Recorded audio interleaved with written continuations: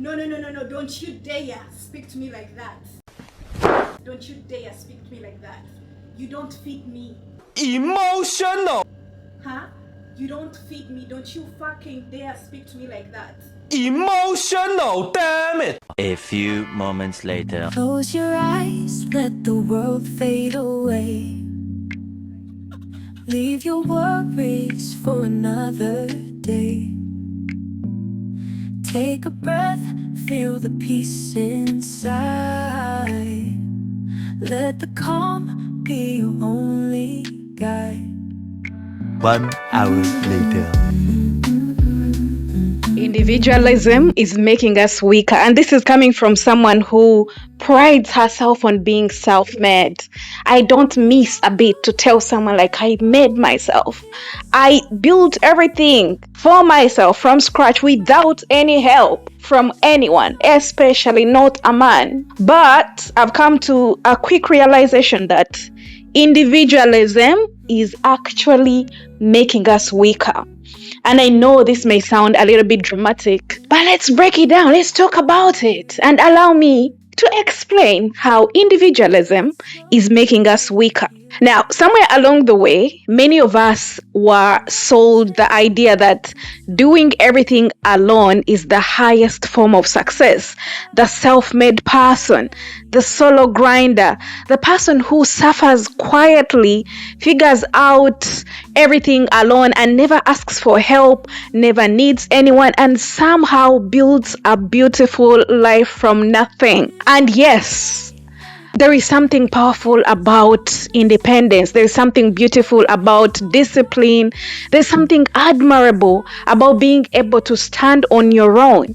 But when independence turns into isolation, especially for Africans abroad, it becomes dangerous, because the truth is, the people who build the strongest lives rarely build them completely alone.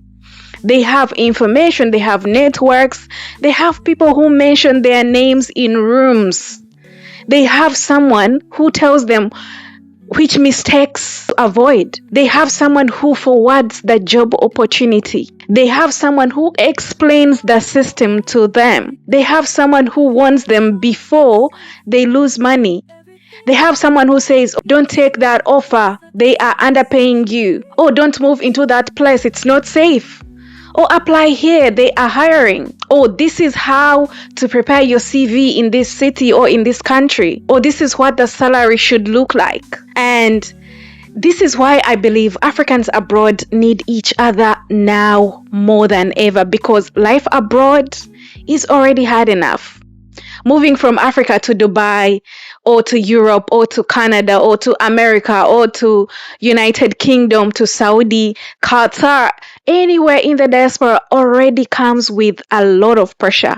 You are trying to find work, you're trying to build a career, you're trying to pay rent, you're trying to support your family, you are trying to understand a new system. You are trying to survive cultural shock.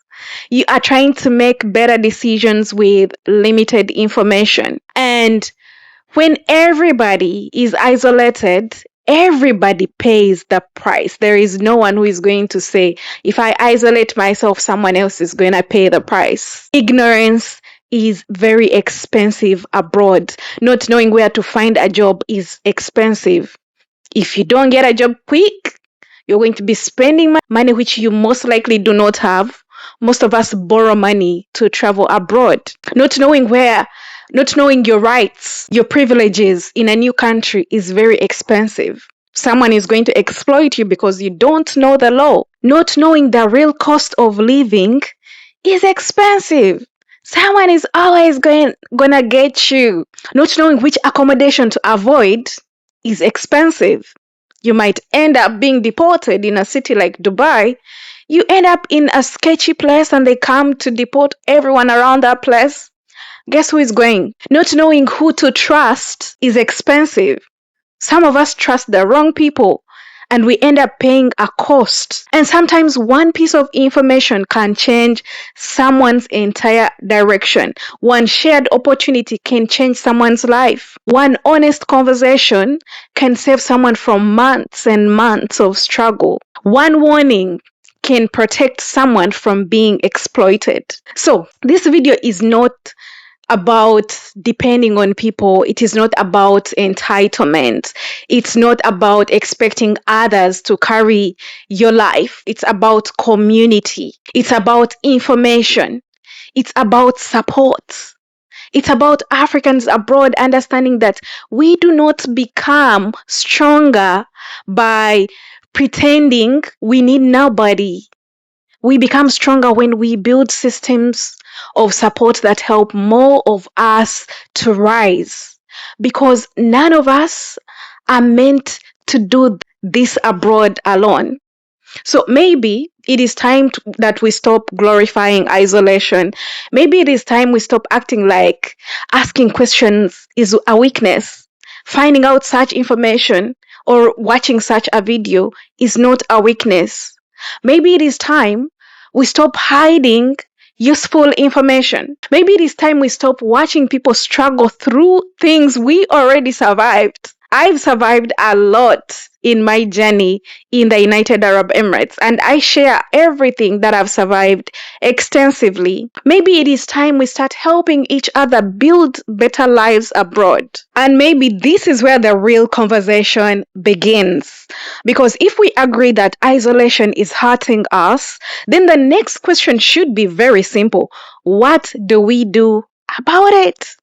How do we actually build community in a way that is real, practical, and useful? Because community is not just a nice idea. It is something that we have to intentionally create.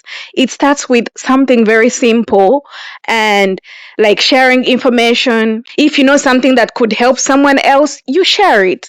If you know a company that is hiring, post about it on your social media or on your status, or tell someone. If you understand how a system works, explain it. If you have gone through a process, you break it down for someone else, because what feels small to you, what feels very simple to you, could be life-changing for someone else. And it also starts with asking questions. There is nothing wrong with not knowing something.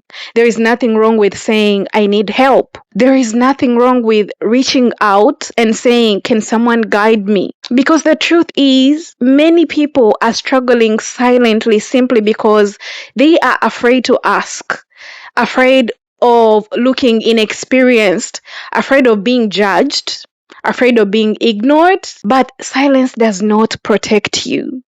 Silence only keeps you stuck. And beyond sharing and asking, there is something even deeper. We need to change how we see each other. Because sometimes the problem is not just isolation. Sometimes it's the competition, unhealthy competition at that, the kind where people feel like helping someone else will reduce their own chances, the kind where people hide opportunities from one another, the kind where people keep information, the kind where people think, if I struggled, you should too. The kind where people think struggle builds character. But that mindset keeps all of us small as Africans abroad, because success is not a limited resource. Opportunities do not disappear because you helped someone else. In fact, the more connected we are, the more opportunities we create. When one person grows, they can pull others up. When one person understands the system, they can guide others through it. When one person gets in a room, they can open the door for someone else that is behind them. That is how real communities grow. And we have seen this in other communities. People refer each other for jobs. Sometimes we get jealous of other nationalities or other people from other continents. You realize that they are more connected. People recommend each other for opportunities.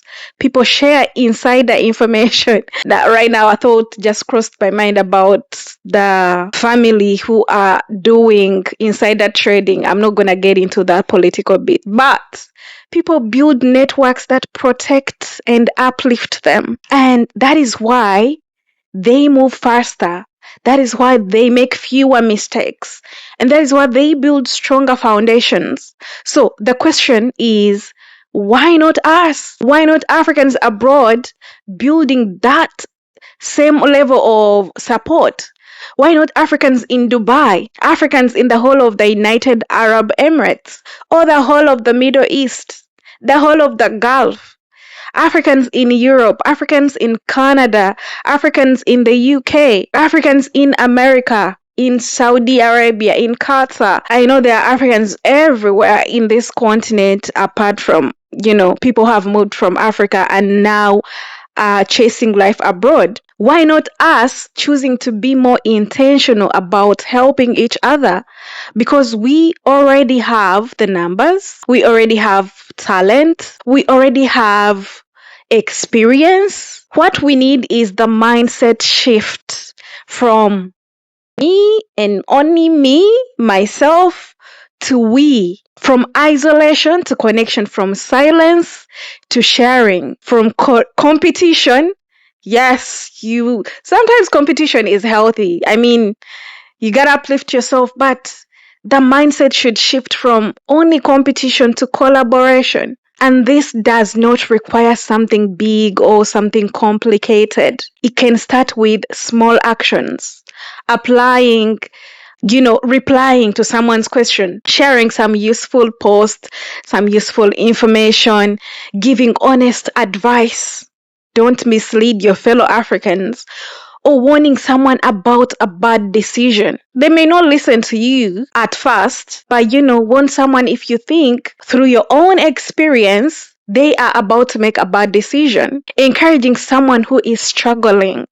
Life abroad is not easy. If you see someone and you read their face and realize, okay, this person is struggling, encourage them. Tell them it gets better with time. Connecting two people who could help each other. These small actions build trust, and trust builds community, and community builds strength, because at the end of the day, life abroad is not just about surviving. It's about building something meaningful. It's about creating stability.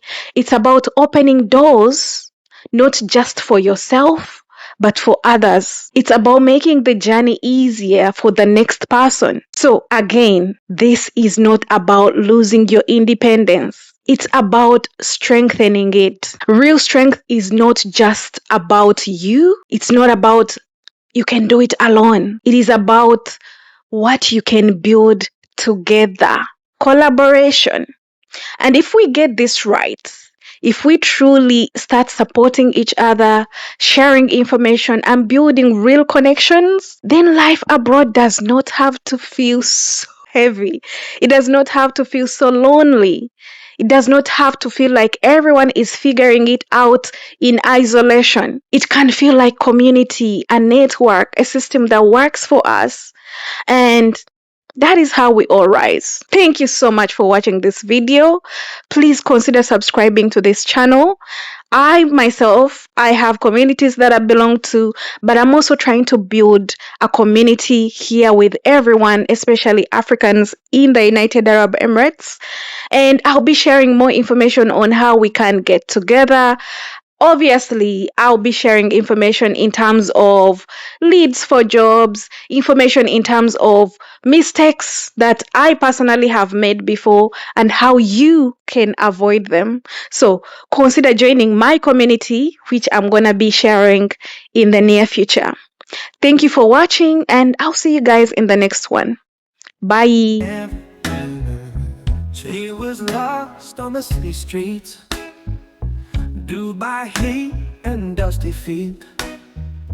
Eyes of dreams the world refused, hope in heart she wouldn't lose.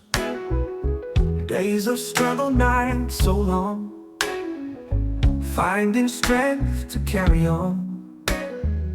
Whispers in the desert air told her life would soon be fair.